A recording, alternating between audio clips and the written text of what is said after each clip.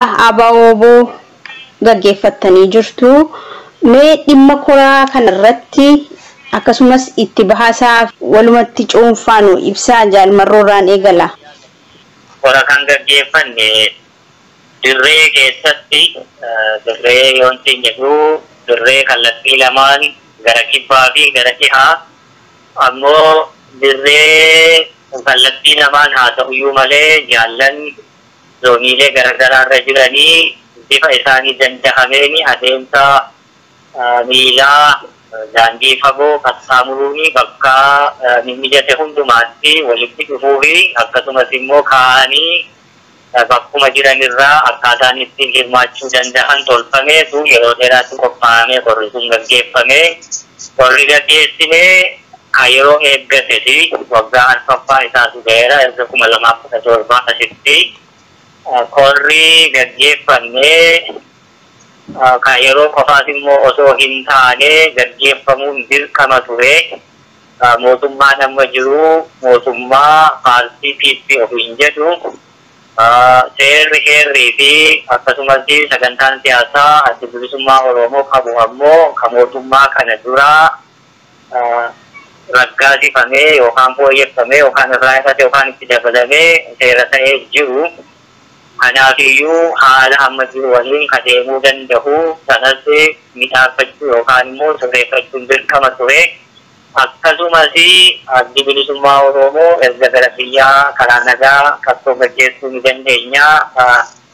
Daandiin gama qawween Oromoo bilisa baasuu amma fixateera jechuun qaamni gara biyyaa galuu fi qaamni ammoo lakkii daandiin karaa nagaa ammatti mootummaa kana waliin hojjechuu danda'anii sirnaa hin banamne gaaffiin Oromoo tokko yoo deebiin arganne qaama EPRDF yookaan immoo IHADIG jedhanii waliin hojjechaa ture sanumatu bakka wajjijjiiree gooftummaa fi ergattummaa kanaan dura turetu bakka wajjijjiiree irraa hafee gaaffii Oromoof deebii dhufe hin jiru jechuun qaamni hafe. Egaa gidduu kanatti kaawuu uumames ni ture kaawwa hooggansaa sanas bakka buufachuu fi sirreeffachuun dirqama waan ta'eef qorri sun gaggeeffame qora sanarratti egaa itti bahisaa akkuma itti bahee ABO jechuun adda bilisummaa Oromoo jaarmiyaan siyaasichaa fi akkasumas goblaalee garaagaraa jiran keessaa goblaanii keessumaa qabsoo bilisummaa Oromoo harka guddeessaa ittiin galmaan gahuu fi qawwee qabatee jiru dameen dantaa waraanaa ka waraana bilisummaa Oromoon kajeelu wal qabatee dirree irraatti adeemsifamuu qabaa murtoo jedhuu fi ejjennoo jedhu fudhannee akkasittiin waan kajeeluu qabu kajeelfannee nama hunda walqixa quubsuunis hin danda'amu dhala namaa walqixa quubsaniis immoo takka addunyaa kanarratti milkaa'amees hin beeku. Fakkeenyaaf gama lixaatiin nuti zoonii gidduu galeessaa Matakkaleerraa akkasumas Horroo Guduruu gara Jimmaa Iluu Wallaggaa gara Qeellanii fi lixaa hundumti isaa lafti waaltaa gidduu galeessa ta'uu danda'u Gimbii ture bakka adda addaarraa walitti deemuu fi bakka sanatti qora sana gaggeessuuf lola addaa hin cinne haga qorri sun gaggeeffame lolaa turretu ture lola sanarratti gaa Tamta ada booji'amtoota illee akkasumas meeshaa dhuunfataaf illee raadiyoo nagaa biyyoolessaa Oromiyaatiin jala buutanii gabaasaa turtanii qora sanaa yoo qora ta'uuf dirqama magaalatti gaggeeffamuu qabaa qora ta'uuf ammoo dirqama nannisuu fi karabaataa uffatu qofaan irratti argamuu qabaa taate sun egaa waan deebisuuf hin qabnu yeroo haasaarra jiru miti qora sana gaggeeffachuuf wareegama nama tokkoo fi madaa jaallan sagaliiti hafalleetu qorri sun gaggeeffame. Qora akkasiiti gaggeeffannee jirtu. Wanni nuti gochuu jirru ilma namaa gammachiisuu fi miti. Oromoo bilisa baasuufi. Kanaaf itti dhufee qora sanaa kana fakkaata ture jaaljalan jechuudha. Hayyee ulfaadhaa jaalgamme kanarratti waan dabaltan? Isa kana keessatti haalli dabre san keessa dabarree hedduu ture. Egaa haala ganna sadeen keessa dabarree isa deemame san keessa hirrinoonni banaan bakkeen hedduun ture.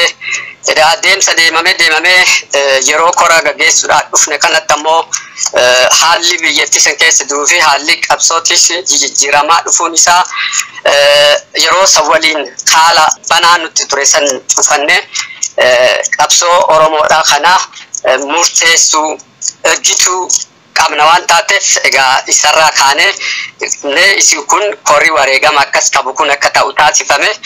Egaa akkuma jaalli jedhee nus gara kibbaatti silaa bakka tokkotti godinoota irraa walitti dhufuu mallee diina waliin lolaarra waan tutturame fakkaataan itti walitti dhufame waan rakkiseef kora kanaa telefoonaan konferensii akkasiisan goonee mariilee jiru cufaa mari'annee bifa sanaatiin akka inni xumuramu taasisee jechuudha. Egaa kuni injifannoo tokko duraan turessi cufee jira. Lammaffaa haala qabsoon yeroo kanatti jijjiirama san keessatti murteessuudhaaf qooda guddaa bu'aa guddaa buusee jechuu barbaada jechuudha dabalatatti. Hayyee mee otoma dhimma koraa kanarraati hin ba'in korri guddaan ABO kuni Oromoo keessatti boqonnaa haaraa abdii bilisummaa horee jira. Oromoon kanarraa gammadee dhugaatti hedduudha. Uummanni guddeessi kun akkuma abdatetti kora kanarratti murteeleen murtaa'an hojiitti hiikamee abdii fi gammachuun isaa ni dhugooma jettanii yaaddu haala amma jiru kanaa waliin? Yaa eeyyeen egaa korri kanarratti haala kan waliin murteeffanne kun dhugaatti deemsi deemamuudhaaf deemnu waan qabsoo Oromoo kanarratti murteessaa guddaadha.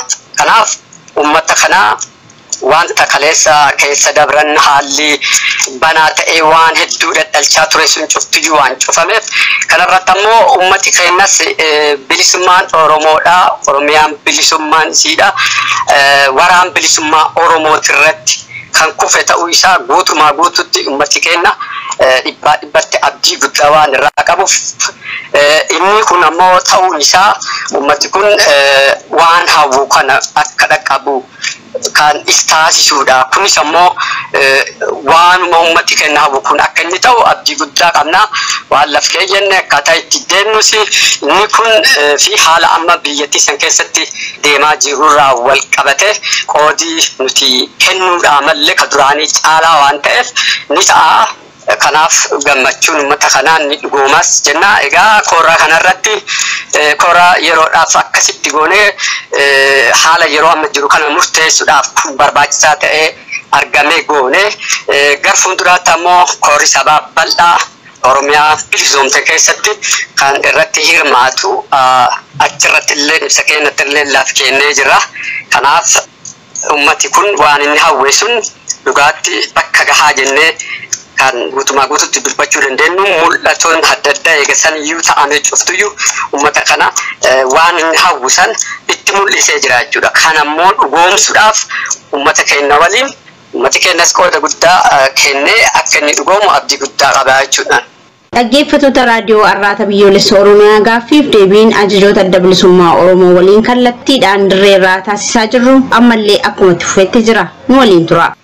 Hayyee mee osoma kana keessaa hin ba'ini komiileen tokko ni ka'u. Korri kuni kora guddaa ABO jedha. Inni kaan immoo kora sabaadha jedha. Yoo kora sabaa ta'ee nama cufan hirmaachisuu qaba waan jedhamutu jira. Rakkoolee jiran immoo sanaaf haalli akka mijataa hin taane immoo sila tuttuqameera.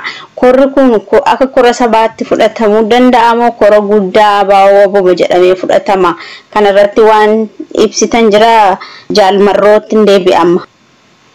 Ayyee kora sabaa haa jedhamu yookaan kora guddaa ABO haa jedhamuun wal lolchiisu nama warqii keessa taa'ee kosii barbaaduu fi nama lafa kosiirraa ija warqii barbaadu gidduu garaagarummaa guddaatu jira.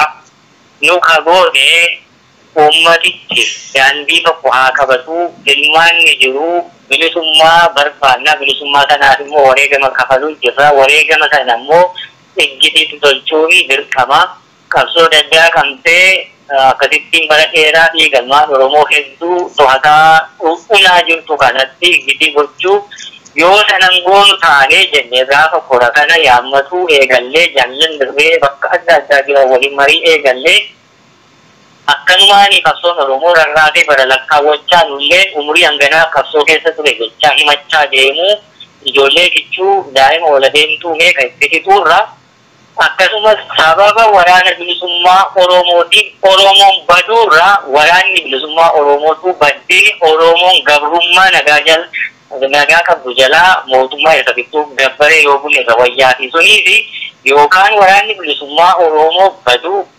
yookaan ammoo waraanni bilisummaa Oromoo badiinsa uummata Oromoo sababa ta'uu osoo hin taane Oromoo gararra bilisummaatti oofuu jennee dubbisenne kanaaf iyyuu qora sabaatimoo qora abaa Oromootimoo sanaa miti amma dubbii waan dandeenye qabsoo nurraa eegdu qabsoo bilisummaa Oromoo fi haga isheetu muraa wareegama lubbuu kafalluutti waan hojjetamuu qabu hojjechuu qabna jenneetu kana hojjenne waan hojjenne kana ummata keessaa kan hirmaachise qabna guutummaatti immoo akka 51 akka qabu waraana bilisummaa Oromooti kan gaggeessine ammoo biyya keessatti keessaan iccitiin namoonni irraa hirmaachuu dandeessan kootaa irratti hirmaataa inni uummati iccitiin waliin hojjetuu fi waan kana itti dhiyeenyaan quba qabu irraa hirmaateera.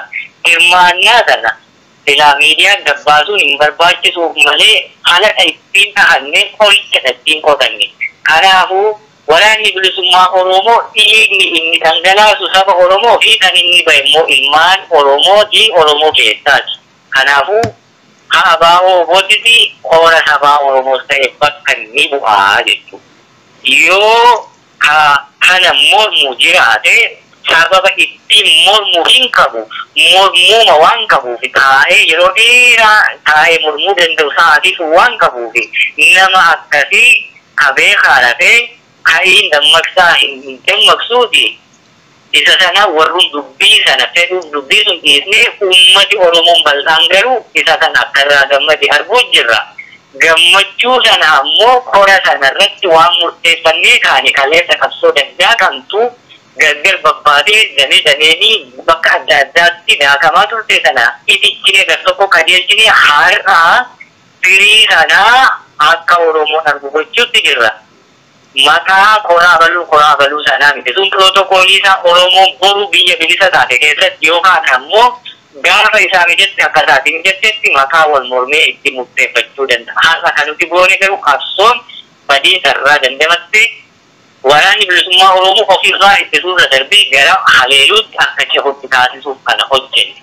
Kun ammoo Oromoo hin gammachiisne hin qabu. Oromoon kanatti hin gammadne ammoo diinammoo akka diinaatti ofirraati achumatti halaalatti ofirraa eeganii ammoo bofa dhagaa jalaa bofa afaa jalaa bofti dhagaa jalaa kan ofirraa eeganii bofa afaa jalaati rakkooni ka akkasii keessaa summii facaasu yoo jiraate immoo suudhi maatiin nama tokkoo haati abbaan ilmaan 3-4 qaban keessayyuu namni muufettiin jedhan gadheen hin dhalataa qaama qabsoo bilisummaa saba kamii keessayyuu ni jiraataa jechuudha. Hunda itti quufuu danda'u nama akkasii waan bakka bu'u jechuun dandeenyu siin jedheera. Lubbuu daa'ima kichuu lubbuu umurii lafee dhiiga itti gabbaruu caalaa immoo wanni nu gochuu dandeenyu jirtu jechuu Oromoo. Kuniifiyyuu Orri abaa Oromoon gaggeesse qora sabaa haa xiqqaatu haa guddatu waggaa 4 deemu sana bakka bu'uu ni danda'a. Hayyee jaallatameen yoo waan jechuu barbaadan jiraate carraan isinii kenna. Haalli yeroo kun keessa jiru haalli qabsoon keessa jirtuuf haalli arjiisuun keessa jirtu walumaa galatti waa'ee dhimma qabsoo Oromoodha. Murteessuun dirqama ta'a. Kanaafiyyuu haallichi deemaa dhufee akka kanaan duraatitti baroota duraan dabran irratti garasitti akka hin geessineef dirqiitti qabsoo bilisummaa Oromoodhaa kana dandamachiisuudhaaf jecha yeroo dheeraa eeggatti yaadame booda taa'ame bifuma akka kanaatiin xumuramee jechuudha. Kanaaf akkuma jaalli kakaasettiin laaf kaa'uu barbaada. Kanaafuu wanti guddaan tokko kan nuti ilaalle jaallan qabsoo walumaa galatti irratti matan ilaalan haalli deemaa jiruu fi haalli wareegama baasnee wareegama ulfaataa baasaa jiruu fi deemaa jiru kun walumaa gala gara qabsoo Oromoodhaa xumura isaa itti fiduu osoo hin taane qabsoo Oromoo kanaayyuu diidumatti gatuun fakkaatee mul'atte kanaafuu hir'inoota jiran san guuttachuudhaaf bifa sanaatittiin taa'ee jaallan murteessanii jechuudha. Hayyee gaariidha. Kan biraa qabxii tokko jaalgammeessiniif inni itti fufaa. Hogganni waraanaas ta'e hogganni qabsoo kanaa dirreerraa ta'uu qabaa jedhamaa tureera. Amma garuu muudamni tokko tokko alatti kennamaa jira. Kuni akkamittiin ta'aa waan jedhamutu gumgumama. Kanarratti illee yoo nu ibsitan. Yaa isa kanas gaafuma sanarratti iyyuu dubbatamee himamee jira jechuudha. Qaamni alatti hojjetu kun qaama dirree jiru ajaja olaanaa waliin kan hojjetaa jiru. Isa santu qajeelcha isa santu akka inni hojii isaa raawwatu taasisa. Kanaafiyyuu direct akkuma nama dirreedha hojjetameetti kan ilaalamu jechuudha. Maaliif namni dirree jiru bakkoota barbaachisaa ta'e gahee waan silaa hojjetu hojjechuu hin danda'u. Isa kanarraa kan ka'e akkasitti akka hojii raawwatamtu murteeffamee jechuudha. Kanaafuu bifa akka sanaatittiin yoo hubatame qajeelan hubatame gaariidha jechuu barbaada. Hayyee jaalmarroofini gaaffii kan biraa qaba. Gaaffiin kun illee gaaffii wal dhahaadha. Komee ala kana gumgumamudha garuu gaaffii amma maaliif hogganni ala muudama waan jedhuun wal faallessudha. Ammoo uummanni akka dhugaa jiru hubatuuf akka qulqulleessitaniif isin gaafachaa jira. Namoonni biyya alaa kana keessa jiran keessattuu jechuudha gumgummii fi sodaa yaaddoo qabu. Maalidha hogganni hunduu dirqamni hunduu hojiin hunduu yoo dirreerraa ta'e nuti qabsoo kana ala baanaa waan jedhamutu immoo jira karaa biraadhaan. Kana akkamitti wal simsiistu? Hayyee fayyaa ta'e qabsoon bilisummaa Oromoo uummata miiliyoona 50 sanaa olii gaggeeffamaa jiru uummatichuma keessa jira. Yaaboo namni dirree keessatti wareegama kafaluu jiru uummata isaa keessatti wareegama kafaluu jiru bakkuma qabsoon sun jirtu jira. Kani biyya adda addaati jira. Biyya adda addaa jira. Sabummaa biyya biraati qaba. Lammummaa biyya biraati qaba. Bakattummaan kan jiru jira. Hojii adda addaan qabee jira. Qabsoon Oromoo warruma kana qofa irratti xiyyaafannoo gootanii gaaffii illee akkasitti dhiyaatuun illee dogoggora. Qabsoon Oromoo uummata miiliyoona hedduu keessatti gaggeeffamu achuma bakkum sun jira. Hoggansi dirreerraati dirqama dirreerraati. Namoonni tokko tokko hojii yoo nu barbaachisa ta'e biyya alaa keessatti hojjetamuu fi dirqama nurraa fudhatanii hojjetan ni jiru. Oromoon hundumaa qonarraa baasee akkatti himtu barbaada. Sun immoo bara hedduu gabummaa keessatti nu hambise. Ejjitiin hin jiru taanaan qabsooyuu nu barbaachisu. Qabsootti jiru taanaan immoo wanti hojjetamu keessumaa rifee lolaaf jechuudha. Warri kuni biyya seenuulee ni danda'u, ala ba'uulee ni danda'u, dirree dhufuulee ni danda'u, akkasitti na tolfatanne. Akka kaleessa akka bartee sanaaniin ta'uu jenne. Yoo biyya tokko sochootee hojii hojjettu rifee lolaa bakka buutee riiskii yookaan balaa jiru jira. Sana hanqisne. Namni eenyutu keessatti maal hojjetaa baruu barbaadu maaliif barbaade qolarraa baasuun hin barbaachisu. Kan kanaan alaa namni biyya alaa jiru, biyya nagaa qabdu jiru, wanti inni qabsoo bilisummaa Oromoo gochuu danda'u humna beekumsa maallaqa qabuun gargaaru. Kana immoo gochuma jira Oromoon. Warri kana gochuu jiru gaaffii kana yoo gaafachuus hin jiru. Nu harcaasanii maaliif barbaachisa? Eessatti eenyuun harcaasa? Ka qabsoo harcaasee galeera. Kan diida jiru immoo irri guddaan isaa galee haalli mijachuu fi dide jennaan dacha'e sun immoo iskiriinaa gochuu qabna. Caalallee akka amma tolchanne kanatti abbaa dhaabbata sirrii qabu, dudduubbee gaarii qabu, qabsoo kana keessatti jechoomina qabu, amma adiyyuu jaalanne hojii jirta. Wanni si harcaase eessatti harcaase hojii makee hojjechuu jirta. Akka tiraansipoortii egeree dambalii kanneen qeerroo bakka jaarmiyaa biyyoota adda addaa warri kun hojii mataanii jira. Akkuma kaleessaa harka woboo deeggaruu cinaa dhaabbachuutti jira. Warri akkanaan ogeessi eessarraa baabura sakamirraa akka harcaanii baaburichuma qoran isaan beeka. Kanaaf iyyuu qabsoo waan akkasii guyyaadii akkasii uumanii bara baraan akkasii lafarraa harkifachaa dhiiga ilmaan Oromoo hedduu sooratu gochuudha hanqisne. Kun immoo cubbuu tokko iyyuu hin qabu. Kanaaf iyyuu wanni ani jechuu barbaadu namni qabsoo kanatti as deebi'ee daandii tokkittiin nu baastu kallattii amma waraanni bilisummaa Oromoo qabate jedhu iddoo barbaachisaa ta'etti hojii waraanni bilisummaa Oromoo itti kennu dalaga. Gargaarsa qabsooti jechuun sun kan kanarraa hafeeru nu walchaatanii hooggana nu dhorkatanii wanni nu hoogganu jirru hin jirtu dhiiga ilmaan Oromoo dhangala'u madaa'ee raammoo baasuu jiruttidha iddii gochaa jirra. Suni aangoo miti. Gaafatama lubbuu namaatu namatti kennati. Namni gaafatama lubbuu namaa qabu ammoo bakka madaa sanaas jiraachuu qaba. Bakka dhukkubu sana dhaabbattee keessa keessee ofii keessarra ga'ee argiteetu anaannattee dhukkubni sun sitti dhagahametu jechuu qabda. Kanata goone wanni harcaasne hin jiru. Jaallan garii waan kana hojjetan hojichumatti jiru. Kanaafuu hedduun isaa haala yeroo isa mudatteerraa guyyaa ja'ee machii Oromoo mudatte hedduu keessatti machaa'ee biyyatti dachee haala dachee deebi'ee lakkii aadaa binee warri galee biyyatti hafe kunoo kaan mana hidhaa jira kaan achuma wal cabsee yoo harka diinaa galee asii as qabsoo Oromoo irra dalagu jira kuni irraa baranne irraa jedhee adeegee wajjin hojjechuu jira jechuudha. Akka kaleessaa akka barame sanatti osoo hin taane akka Oromoof maltuu fi Oromoof taatutti saana dhadirreerraa qajeelchuutti jirra jechuudha. Kanaafii hooggansi ammas borus haga qabsoo bilisummaa Oromoo galma geessu dirree marraa iddoo irraa dhuka'u iddoo itti daa'imni gidduu lafeen cabuu fi dhiigi dhangala'uu fi lubbuun baasu sun dhaabbate yookaan galmaan ga'u yookaan itti wareegamu dirqamni taate kana. Suniif ammoo warri fedhii qabsoon bilisummaa Oromoo karaa qawwee woboon qabu galma geesseetu qawwee san qabachuu barbaadu gad dhufu waamicha sana dhiyeessineefii jirra. Warra ammoo bakka woboon waan dalaguu qabnu qabsoo Oromoo fi dakka haa taatu qabeenya haa taatu beekumsa haa taatu saana itti wareegna jedhu immoo kallattii woboon kenneefi irratti hojjechuu jira hojjechuu jira. Kan sanaan alaa maal gochuu dandeenya? Qabsoo hin badin haa dagaaguu miti. Siniifi galma haa geettu daandii kana sanii taasise. Suniifi waan nama yaaddeessu hin qabu. Yeroo hedduu yeroo jajjabaataa adeemu akka hin guduunfamne warra fedhii qabutu jira. Abbootii ilmaanii warra abbootii lafaa. Inni sun immoo dhiiga ilmaan hiyyeessaatiin taphatamuu hin danda'amu sanatti ka daandii isaa cuufne jechuudha.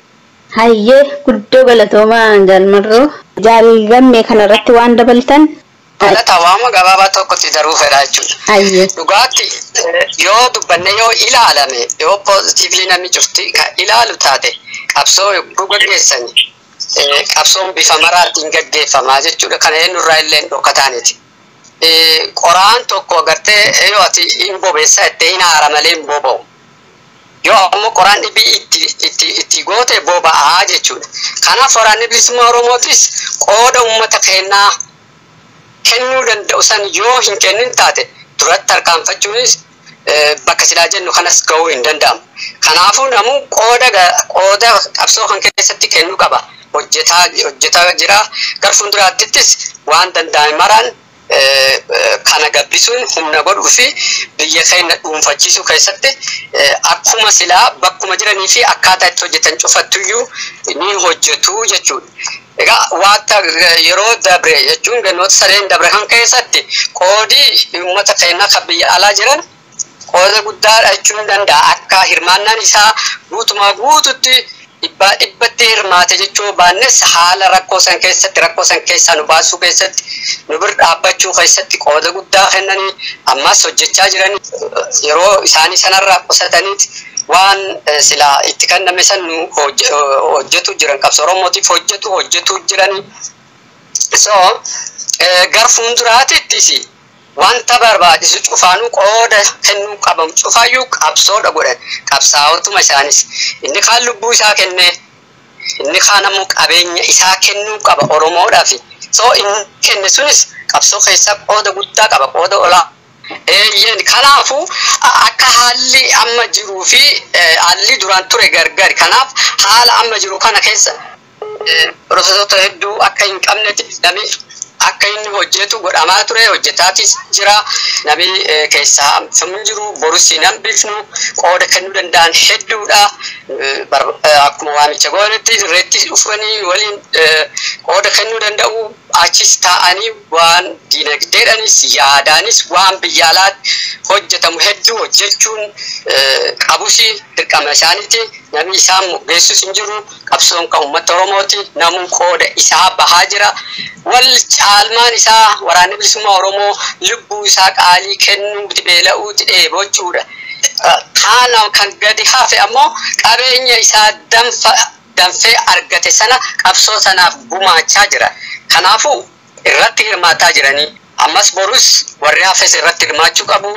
Wanta sila qabsootan funduratti tarkaanfachiisu cufaayyuu gama dirreetinis walitti hidhatanii hafe waan nurraa hafe cufaayyuu godhuus qabu. Namni moggaatti hafuun qabu. Yoo namni kun cufti waan danda'u cufaan hirmaate qofaadha. Amma waan ta'enne laf kenne kunoo tanaa jira jennu kana dhugoomsuu dandeenya. Kanaafuu akkasitti hubachuu qabu jedhaan illee dabalataan. Tole ulfaadhaa fayyaa ta'a. Dhaggeeffattoota keenya sagantaa keenya caqasaa akka jirtan abdii qabna. Gaaffiif deebiin kun ammallee akkuma itti fufeetti jira. Isinis nu faana tura. Mee amma gara injifannoolee waraanni bilisummaa Oromoo gonfateetti deebina. Woboon lafoota hedduu to'annoo isaa jala oolfataa jira. Kun immoo waan hedduu nama gammachiisudha. Lafoota to'ataman kana akkamiin harka waraana bilisummaa Oromoo fi uummata Oromoo tursuu irratti hojjechaa jirtu? Uummanni Oromoo akkamiin kana milkeessuu keessatti gahee isaa ba'ata maal gochuu qaba jettu? Jaalgammeetti naaf uffaa. Yaa egaa eeguma kenne kana murteessineen boodatti murtiin achitti dabre keessa lafa diinni harkaa qabu ganna 51 olitti sirna impaayera dulloomaa kan afaan qawweetiin qabatee jiru kana humnaan buqqisu kalees qabumaan qabdootanii qabumaan buqqifneennetti wareegama agarsiisuu kan cufetti baasaa jirra.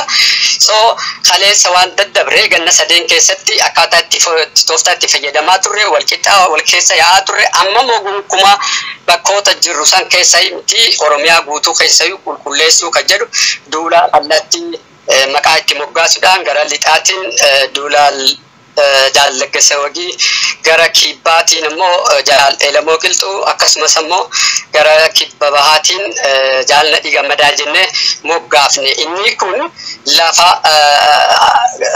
duraan keessa waliin hanga tokko waliin keessa turre san keessa diina haxoofne baasuudha. Isa kana keessatti egaa milkoomnee jirraa jechuudha. Qoshiin kun ittuma jira. Uummati keenya waan kana dhugoomsuu keessatti akkuma duratti dubbadde namni cufti qooda keessaa qaba. Uummati keenya ka biyya alaas jiru ka biyya keessa jirus qooda guddaa kennuu qaba. Qooda guddaa waggaa kenne waan jenne sun dhugoomsine Oromiyaa guutumaa guututti dhuunfachuu dandeenya waan taateef ka biyya keessa jiru waan cufaanuu nu bira dhaabbataa jira. Kan caalaa daran itti jabeessu qaba. Qeerroon waan godhaa jiru jira. Innis kanarra jabeesse waraana kana waliin ta'uudhaan diina kana buqqisnee Oromiyaa dhuunfachuudhaan uummati keenya gabrummaa bara dheeraatii fi boo'ichaaf gadadoo hidhamaa jeefamuu san keessaa bilisa bahuu qaba. Kun ammoo wareegama ulfaataa nu feesisa. Wareegama ulfaataa kana baasaa jirra. Uummati keenyas kana baasuu qaba. Kana dhugoomsuu keessatti egaa uummati keenya ofitti murteessuu qaba. Waraanni bilisummaa Oromoodhaa keessattuu warri biyyaan baa jiran waraanni bilisummaa Oromoodhaa lubbuu isaa qaalis kennaa jira, ittis beelaa jira, ittis dheebotaa jira, ittis injiraa jira. Kanaaf uummati keenya ka biyya hambaa keessatti addatti jiru waa duula kana dhugoomsuu keessatti innis duula kana ofitti fuudhee beela'uu qaba jechuudha. Ji'a tokko ofis ta'u beela'uu qaba hoggaan jedhu bajeta silaa ji'atti ramadatu san xiqqeessee beela'ee gumaata bilisummaa Oromoodhaa kan biyya Oromiyaa dhuunfachuudhaa kana bahuu qaba. Wanta kanarra addatti ammoo injifannoolee kana biyyoota addunyaatti agarsiisuu keessattis qooda guddaa godhuu qaba. Hirmaannaan uummata keenyaa yoo guddaa ta'e bakka hawwine kanaa fi fulaawwine kana ga'uu dandeenya. Inni kun ammoo immoo kanattiyyuu Tigrootiin lola godhaa turan keessatti waraana Tigroota qofaa miti kan mootummaa Abiyyi waraana mootummaa Abiyyi achi keessa Tigraay keessa akka bahu taasise qoodii uummataa guddaadha. Isa kana immoo Abiyyiyyuu ragaa ba'ee jira. akka ummati qooda guddaa godhe. Kanaaf Oromoos har'a kanatti kanattu isaan irraa eegama. Kanaan booda Oromiyaa halagaan maqaa Oromoo Dimookiraasii deebi'ee qabachuun gonkumaayyuu ta'uu qabu. Nuti kanatti murteessinee ummati keenyas kanatti murteessee haala amma jiru hirmaannaan isaanii guddaa ta'a. Lafoonni adda addaa ganna sadii guutuu duulli irratti gaggeeffamaa jiru. Fakkeenya akka kibbaatti lixaatti ummati keenya beelata harkaa qaba. Manaa buqqa'ee gandarraa buqqaasanii garribii kaanii yeroo ammaa kanatti lafa isaatti deebi'uudhaafis qaba. San maleeyyuu nyaataa dhugaatii tokkollee hin qabu. Waa'ee miidhama guddaa keessa jira. Isaan kanas deebi'anii uummata kana akka isaan qubatan yookaan beela kanaaf akka isaan akka addunyaan dhaqqabduuf Oromoon guutuun kanarratti hojjechuu qabdi jedhaa Jaalmarroon itti aadaru kaafe. Hayyee Jaalmarroo.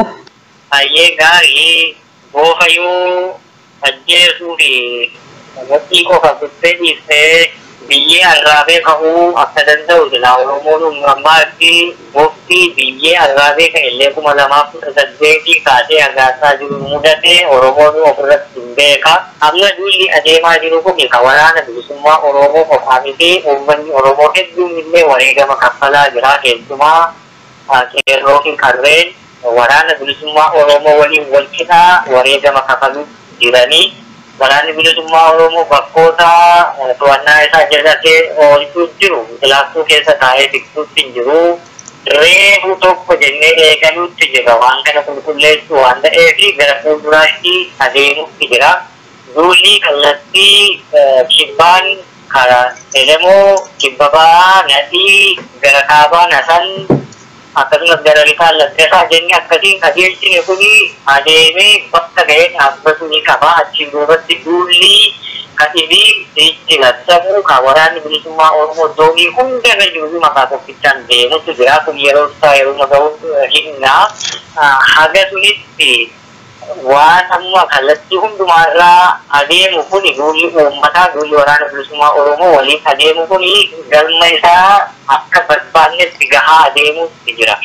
Bakkoota kanatti uummanni Oromoo waraanni bilisummaa Oromoo jira waan gochuu qabu dirqamni isaa itti kenname hojiitti hiikuutti jira. Uummati Oromooti kan beeku walumaan sanatti jira. Uummanni Oromoo keessa jiru keessumattuu lafa waraanni bilisummaa Oromoo humna diinaa irraa kaasee bira darbee dhiphachuutu irraa eegama. Kanaltina jedhee boofti suniin mataa dhahamu akka mataa birgee arraabee hin taane tolfamutu irra jira. Kanaaf akkoo uummanni Oromoo waan xiqqoo tokko kan inni gochuu qabu. Innis hanna taabicha sirna qablummaa walitti dabruu guddaan humnan qabaa, inni kaanii irreen qabaa, akkasiin immoo dadhabaa nama gargaarsa hin qabnetti bu'uudhiisu qaama miseensa mootummaa ta'ee uummati haaloo irraa qabaa. Rakkoo hedduu bareedduu dararaarraan geessisaa turanii. Egaa harreen nama dhiitteef deebisanii harreen dhiitanii harreenillee akka nama dhiittuu uumamummaanii kottee ittiin nama dhiittu rabbi kenneefi namni immoo deebi'ee akka kanan goone sammuu kenneefi durii warra kanarratti haaloo bahuu jalqabuuni Oromiyaa gara hin taanetti kan oofu diinillee kan barbaadu sanuma.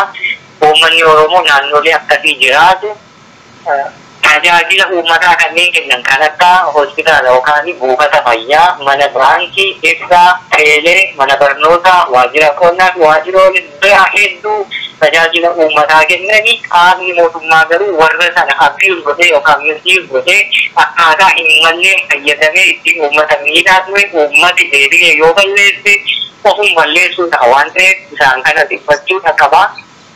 Akkasumas waraanni bilisummaa Oromoo bakkoota adda addaa to'atetti waan uummata barsiisaa jirutu jira. Innis koree bulchiinsaa fi bilisummaa naannoo ofiirratti abbootiin amantaa fi jaarsoleen gandaa yeroo bulchiinsa yeroo tolfatani maaliif jennaan ammatti waraanni bilisummaa Oromoo guutummaa Oromiyaa to'atee seera heeraa fi sagantaa siyaasaa qabu uummatatti gadi buusee waajjira adda addaa akkasumas immoo waajjiraalee poolisaa abbaa seeraa abbaa alangaa kana tolfatee hojiitti hin jiru.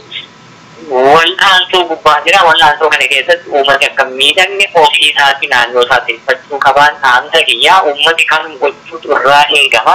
Kan kanarraa hafe immoo wareegama kafalaa jiru silaa uummatichiyyuu ni beeka. Wareegama ofii kanatti garuu bishaan akka hin dhaqne bara dhufaa irraa immoo lola jechuudha kanneen beeknu lola yoo taate adda bilisummaa Oromoo jaarmiyaan siyaasaa guddaan kun waraana bilisummaa Oromoo waraana guddaa wareegama guddaa kafaluu danda'u qabatee bara dheeraa hawwee dhufaasee lolaa ture. Gama Sudaanii amma Sudaan kibbaa ta'anii Sudaan waliini gama akkasumas Eertiraa waliini gama haanii Tigree waliini gama biraan darbii mootummaa Mangistuu ture sana jechuun kana hundumaallee lolee injifataa ture waraanni bilisummaa Oromoo garuu guduunfuu dadhabuun suni qaba amma siyaasni akkaataatti lafa qabachuu danda'uu kan dadhabuu fi akkasumas qabsoon bilisummaa Oromoo akka isheen galma hin geenye warra hoolaa fakkaatee gogaa hoolaa uffate yeeyyii qaama hawaasaa ta'e hawaasa keessa jiru bira fakkaatee diinaaf dalaguutu akka isheen galma hin geenye rarraate kun hundi akka hin taane bilchina gammummaa fageessanii fagootti arguu kaayoo ta'uu nama gaafata waan ta'eef ammas ni jalqabne malee hin xumurri wanti amma deemaa jiru kuni itti bahisaan beekamu yoo gammummaan qabuu hin dandeenyu taate nu harkaa bahee garanti hin barbaannetti ce'uu mala diinnis badee balleessuu waan ta'eef biyyittii kana biyya badhaatu taa'ii kana akka qoosaatti bara dheeraa kaa'amanii irraa bara mi'aa ishee nu caalaa warri beeku akka qoosaatti gadhiisee deemuu hin jiru gara jeequmsa hamaatti nu oofuu barbaada uummanni keenya kana hayyamuun qabu. Waraanni bilisummaa Oromoos bakka jiru hundumaarraa qawwee dhukaasee diina fakkaa kaasuutti dabalata waan qawwee dhukaasee fakkaa kaase sanatti immoo gugruunfaa waan tolchu uummata Oromoo gaggeessitee barsiisee jaarmiyaa bulchiinsa koree bilisummaa yeroo ijaaree darbuu jira kana jabeessee itti fufuu qaba. Akkaataa kana yoo adeemne wanni nuti hin injifannee fi hin jiru yoo sana wanta gahu irraa quba waliin qabuu fi namni waan danda'u hojjete sana xiqqeessu qofa irratti kan xiyyeeffannee yeroo hundumaa arrabaan bishaan waan taate ammoo yoomiyyuu ilmaan haadha hiyyeessaa Oromoo qoruu hin teessuu jechuudha. Yeroo hundumaa ammoo ilmaan kan hin qorre ilmaan hiyyeessaa warra ibidda sanatti dhiyoo jiran Oromoo isaa rakkoo kana keessa jiru waan ta'eef boru deebi'ee hedduu nama harkaan kutu kuni keessaa dacha'uu mala namni hedduu nama dhukaasa waraana bilisummaa Oromootti milkaa'e waliin isaa addaan hin beekamne mataa akka duudaa qotaa keessaa gadi baasuudhaan babbaafachuu jira. Yoo haalli ammaatti garuu hedduun isaa dugda kanatti asii ol mul'ukee deebi'a waan ta'eef abbaan dhibee uummatichuma rakkoo kana keessa jiru. Suniifuu of eeggannoo guddaa gaafata. Bara dhufaa dabraa nuti itti dhiyaannee qabuun aadaan nu taatetti aadaa kana jijjiiruu fi nuti wareegama kafaluu jiru hin jijjiiramtillee jijjiiruu jirrallee galma hundeetti uummanni keenya bilchina irraa eegama. Quba walii qabuu summiti qabsoo keessaa harcaanee summiti namni hundiyyuu gabrummaan nu keessa jirruyyuu mataan ishee qabsoo waan taateef hundi keenya iyyuu ka gabrummaa Oromootti amannu qabsoo bilisummaa Oromoo keessa jirra jechuudha. Yoo deemne inuma injifannoo sanallee inuma. Ayyee mee kanuma irratti akkaataatti lafoonni qabamanii to'annaa uummata yookaan waraana bilisummaa Oromoo jala tursiifaman irratti haasa'amaa ture. Waan mootummaa ce'umsaa ni dubbatama. Gama tokkoon mootummaan ce'umsaa ni gaggeeffama achi keessatti immoo waraanni bilisummaa Oromollee jira jedhama sana keessatti wanta yaadame irratti qophaa'aa jirtantu jira. Dhaggeeffattoota keenya gaaffiif deebiin kallattiidhaan dirreerraa hogganoota adda bilisummaa Oromoo waliin taasisne kanaan hin xumuramne sagantaa keenya itti aanu keessatti kutaa lammaffaasaa qabannee dhiyaanna.